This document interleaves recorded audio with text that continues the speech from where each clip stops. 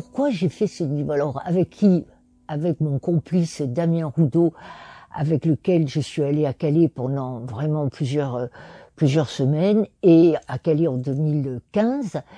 On a pu faire après Bienvenue à Calais, les raisons de la colère, parce qu'on est resté dans la jungle, enfin ce qu'on appelait la jungle.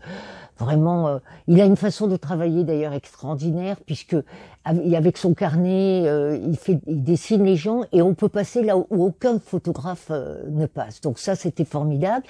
Et ma deuxième complice est Clarisse Quillet, qui est une jeune femme qui travaille à Arles avec les femmes migrantes pour essayer de leur ou perfectionner ou leur apprendre le français. Voilà. Donc l'idée est partie du fait que Calais c'était très très dur et à lire hein, parce que c'était des choses vraiment graves, dures, douloureuses, dangereuses. Alors je me suis dit comment parler des mineurs isolés, sans faire peur, c'est-à-dire sans raconter ce voyage terrible qu'ils font avec la Libye, où beaucoup sont vendus comme esclaves, beaucoup subissent des violences sexuelles. Bon, puis après le voyage méditerranéen, avec tout ce qu'on sait, le nombre de morts déclarés, le nombre de noyés qu'on ne connaîtra jamais.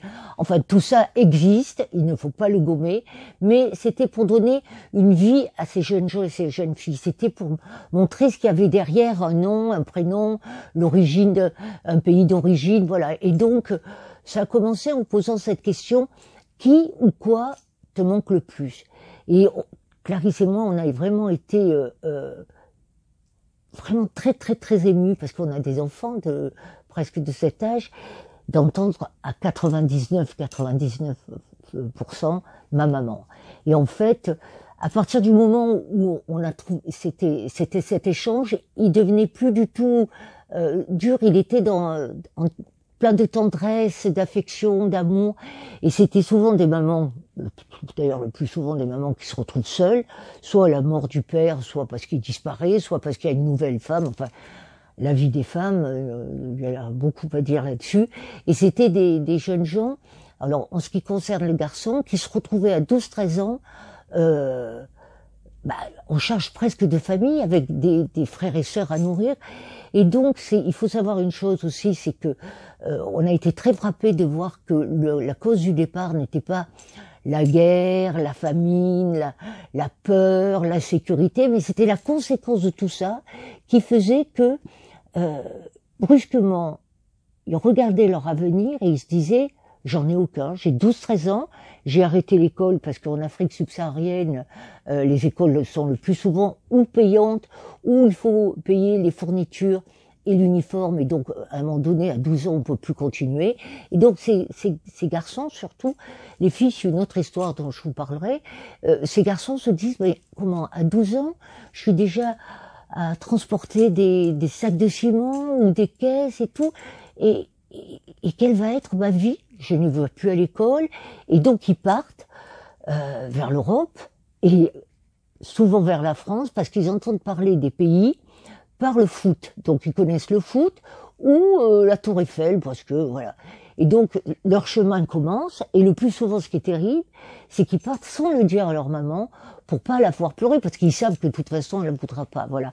Et quand ils se mettent à parler de cette femme qui existe, c'est vraiment très très émouvant, parce que ils en parlent. D'abord, on a quasiment gardé leurs mots, même quand ils parlent pas très bien français. Donc il y a des phrases comme: ma maman, c'est de l'or, c'est de l'or. Ma maman, je sais pas comment lui dire merci, je sais pas, il faudrait qu'il existe un autre mot. Et il y en a un aussi qui disait: et mon choix était dans l'embarras. Et on arrive donc à un portrait d'une famille, d'une femme surtout, avec laquelle ils ont partagé la cuisine, tous ils partagent la cuisine, ou du moins ils la regardent faire. Alors il y en a un, c'est très mignon, parce que tout le temps on leur posait la question: est-ce que tu refais les recettes de ta maman? Alors il y en a un qui m'a dit: ah bien sûr, je vais vous en donner une. Vous mettez de la viande, des légumes, et pour que ça soit meilleur, moi je mets un bouillon cube magie. Ah oui, je dis, ça doit être très très très bon. Et voilà. Et souvent, quand ils les ont au téléphone plusieurs semaines ou surtout plusieurs mois après, elle leur demande, après avoir cru qu'ils étaient morts, à pleurer au téléphone tous les deux, mais comment tu fais pour manger? Et souvent ils disent, c'est moi qui fais la cuisine. Et donc les mamans sont vraiment mais terriblement attendries aussi avec. Et c'est joli parce qu'ils disent toujours, elle me dit, sois bien élevée, rappelle-toi ce que je te disais, voilà, dis merci, n'oublie pas d'où tu viens, voilà, tout ça c'est charmant. Et les filles, c'est encore une autre histoire, et ça c'est aussi terrible. On en a 3 parce que faut savoir que sur la totalité des mineurs, il y a que 4% de jeunes filles qui viennent. Leur voyage est encore plus terrible que pour les garçons. Et donc, il y a la plupart, c'est parce que brusquement, à 14 ans, la famille du père veut les marier.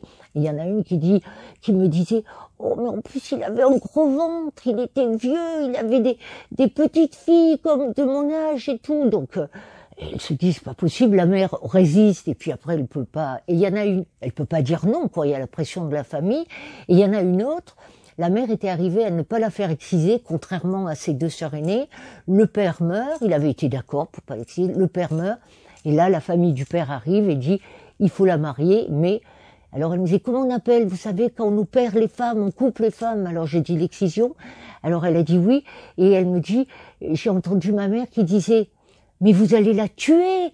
Et c'est la maman elle-même qui lui dit, on va essayer d'organiser ton départ. Voilà. Et je voudrais que chaque fois que quelqu'un lit ce livre, que cette personne ait les mêmes émotions que nous avons eues, Clarisse, Damien et moi-même, c'est-à-dire se dire, dis donc, ça pourrait être mon fils, mon frère, ma sœur, ça pourrait être moi quand j'étais jeune, parce que j'aurais pas supporté tout ça. Et voilà, je veux que nous avons voulu que ça soit l'émotion qui prenne le dessus et pas la peur. Voilà.